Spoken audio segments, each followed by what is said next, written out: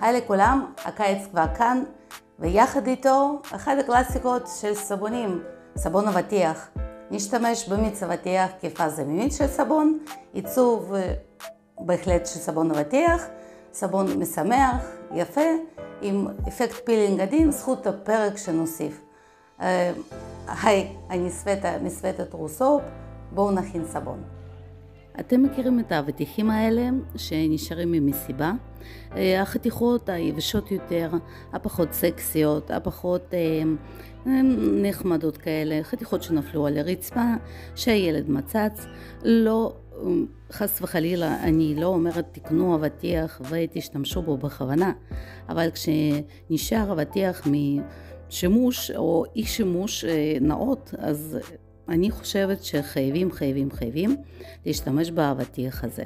אוקיי, אני משתמשת באבטיח שנשאר לי מארוחת ערב. יום למחרת אני קמה וחותכת את החתיכות האדומות, איפה שהמיץ, לחתיכות קטנות יותר.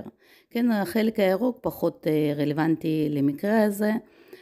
אנחנו נשאיר אותו בצד או נזרוק או נשים אותו בקומפוסט. אם מישהו עושה קומפוסט בבית או בגינה, מה שאני לוקחת, אני לוקחת את החתיכות האלה ומרסקת אותן טוב טוב.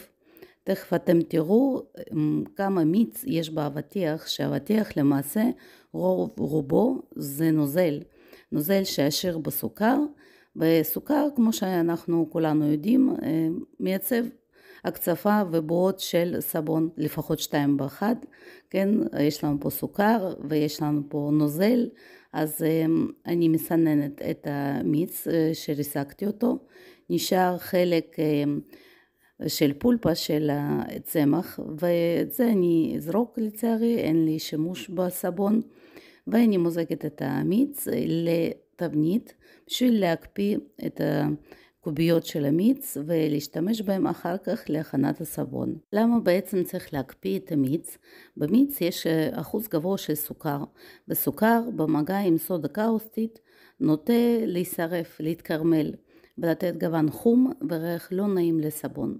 בשביל להימנע מתופעה כזאת, אני משלבת בפאזה המימית קוביות של חליטת לבנדר מהסרטון הקודם, שהלינק עכשיו מופיע אצלכם בחלק העליון של המסך, ומיץ של אבטיח שלנו. אוקיי, אני מוסיפה את הסודה קאוסטית בחלקים, אני לא ממהרת, אני מערבבת טוב טוב, ואני מריחה אבטיח חם, נשבעת לכם, תוך כדי זה שאני מכינה את הפאזה. אני בודקת טמפרטורה, והטמפרטורה של נוזל הגיעה ל-54 מעלות, זה חם, תאמינו לי שזה חם אפילו לפאזה שהייתה קפואה.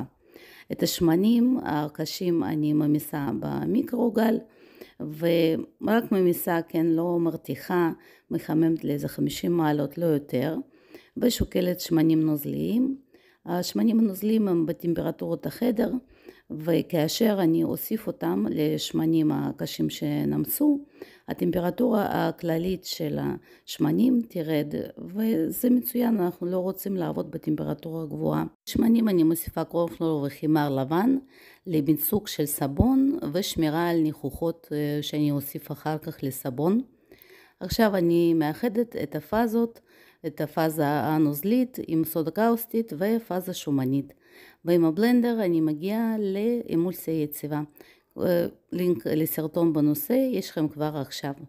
אני מפרישה בערך 20% לכלי אחד ובערך עוד 30% לכלי השני. לשכבה הזאת אני אשתמש בתמצית ריח Watermelon Lemonade של Sensational Soap and Supply. זו חברה אמריקאית קטנה יחסית, ואני בכלל אוהבת לתמוך בעסקים קטנים, בין אם זה בארץ, בין אם זה מחול. אני מוסיפה את התמצית ריח הזאת, אני רוצה לראות איך היא מתנהגת בסבון, אם יש זירוש של התריס, אם יש דיסקולורציה, ואיך החזר של הריח אחר כך בסבון. אוקיי, זאת הקליפה, היא של סבון שלי העתידי. אני מוסיפה פה צבע ירוק בהיר וצבע ירוק כהה, המיקות של מדמייקס, לינק לבדיקת המיקות האלה עכשיו מופיע על המסך. ואני כבר שמה לב איך התמצית מתנהגת, אם יש זירוז של הטרייס או רייסינג או ספריישן, אם הסבון מתחמם מעבר למידה, ואני רואה שלא, ולהפך אני מרגישה שהסבון אפילו מאית את הטרייס, בגלל זה אני משתמשת קצת בבלנדר, כי אני לא רוצה שהסבון שלי יהיה נוזלי מדי, ומחליטה להוסיף טיפה של טיטניום דיאוקסיד לחלק הבהיר, כי אני חוששת שההבדל בין הצבעים יהיה לא כזה בולט. עכשיו אני מוזגת באופן רנדומלי, זה אחר זה את הצבעים, כמו שזה מופיע בקליפה של האבטיח, כן?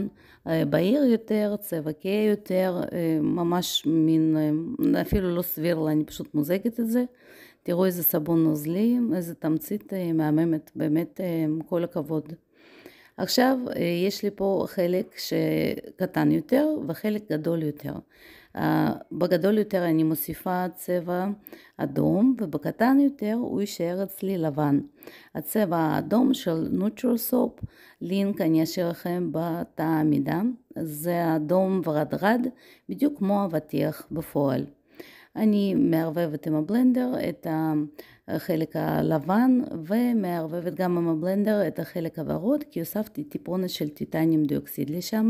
לשכבה הזאת אני אוסיף תמצית ריח שנקראת סינר של אותה חברה. אני רוצה לבדוק גם את התמצית הריח הזאת.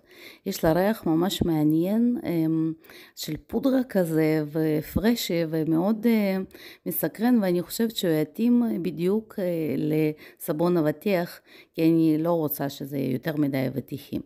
אוקיי, השכבה הקודמת התקשתה, עכשיו אני מוסיפה פרג לחלק האדום ורוד של הסבון שלי, גם לאפקט פילינג וגם לדמות את הגרעינים של אבטיח, ומתחילה למזוג את השכבות של סבון. אני עושה אומברה. מה זה אומברה? אומברה זה מעבר בין הצבעים עדין, הדרגתי. אצלי זה מלבן לאדום, דרך כל מיני גוונים של ורוד. עכשיו אני רואה שהחלק הלבן הוא סמיך יותר מהחלק הוורוד. מן הסתם עבדתי שם קצת יותר עם הבלנדר, על מנת לפזר את הטיטניום דיאוקסיד בצורה אחידה בתוך בלילת הסבון. זה לא נורא, אבל הייתי רוצה שזה יהיה טיפה יותר נוזלי. בשביל אפקט האומברה מתחילים למזוג את הסבון כאשר התבנית היא בזווית, וככה לא יצא סבון שכבות, אתם מבינים? זה כאילו המעבר הוא יהיה מהצד, וזה ייראה יותר דרגתי כזה. עכשיו ברגע שכבר התבנית די מלאה, אני מוסיפה כבר את השכבות הסופיות של האדום הכהה ביותר לתוך התבנית, וככה למעשה אני מקווה שאני אצליח לעשות מעבר בין הגוונים מלבן לאדום ורוד כהה יותר. כן, אנחנו נראה את זה בחיתוך, אם אני הצלחתי או לא. עכשיו זהו החלק האחרון, אני מוזגת אותו בצד של סבון, כן, באותו צד שבו אני מזגתי את האומברה. כך פשוט עושים את זה. בדפיקות קלות אני מוצאת בו את האוויר שנכנסו לתוך הסבון, ומתחילה לעצב את הטופ של הסבון. אני מרימה מצדדים לכיוון המרכז את הסבון, ואני מרגישה שהוא עדיין קצת נוזלי. זהו, תמצית ריח לא מזרז טרייס. במקרה הזה בחיתוך נראה אם יש לנו דיסקולורציה ודברים כאלה אחרים. באמצע אני מפזרת פרג, כי יש לי פרק בפנים, ופה אני נושא דגש כזה עם הפרק נוסף, ואני מוסיפה כאן גם כן גליטרים ביודיגרדיבל, זאת אומרת שהם מתקלים בסביבה, הם עשויים מצלולוז, והם פשוט נמסים במים, הם לא מזהמים את הסביבה ולא נכנסים לדגים וצבים, למערכות שלהם, ובסופו של דבר לא הופכים למיקרופלסטיק ומגיעים לצלחות של בני אדם. אני אשאיר לכם לינק לביוגליטרס האלה מתחת לסרטון, זה מאמזון. אוקיי, יצא סבון מאוד מהמם, מאוד מעניין. אני מכניסה אותו כמובן לתנור ומעבירה אותו CPOP, Cold Process Oven Process, הכנסה לתנור מחומם כבוי עד שהסבון מתקרר שמה.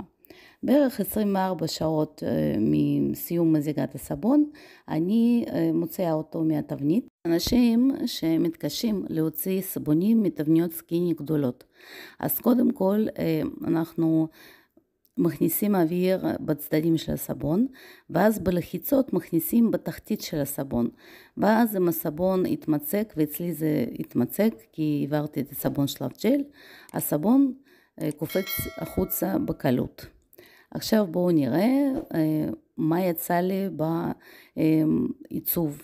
כבר בחתיכות הצדדיות אפשר לראות שיש פה עניין, ותראו איזה יופי, איזה סבון מהמם, והוא סבון קצת משונה, לא קלאסי, לא שכבות קלאסיות. יש פה את השכבה של הקליפה שהיא ירוק ובהיר מעורבבים, ויש פה את האומברה של לבן שעובר לוורוד אדום כזה. אני מאוד מרוצה מהתוצאה, ואני מדי פעם לוקחת כזה סבון, מריחה אותו, לבדוק איך התחתית שלו מריחה, איך החלק העליון מריח. אני לא רואה דיסקולורציה כרגע, וכנראה שזה כבר לא יהיה, כי לפעמים אם יש דיסקולורציה כבר רואים אותה באופן מיידי בסבונים. הצבע האדום של מיץ אבטיח עצמו לא נשמר בסבון, ואפשר לראות שיש פה גם ירוק וגם לבן וגם ורוד וכל מיני צבעים, אולי נגיעה קטנה של ורוד מהמיץ עצמו למעשה. אוי, איזה סבון חמוד, אני ממש אוהבת אותו. עכשיו אני מנסה להחתים את הסבון, הוא מרגיש לי טיפונת רך, אבל בסדר. החותמת שלי עם מיקה, כן, הסבון קצת רך, ואני אתן לסבון לעמוד איזה 2-3 בשביל להתייבש ולהיחתם יותר בקלות. תכתבו בבקשה אם אתם אהבתם את הסבון, אם אתם חושבים שהחלק הלבן של הסבון צריך להיות משמעותי יותר. אני עכשיו חושבת שכן, שהיה צריך להיות יותר בולט החלק הלבן הבהיר, לא האדום דווקא, שהיה צריך לחלק את הסבון חצי-חצי או משהו בסגנון, או שהסבון יפה איכשהו. תראו, אלו התמונות של החתיך החדש בקולקציית הקיץ שלי. האם אתם מכינים סבוני אבטיח לקיץ? ותודה רבה על הצפייה, ניפגש בסרטונים הבאים, ביי ביי.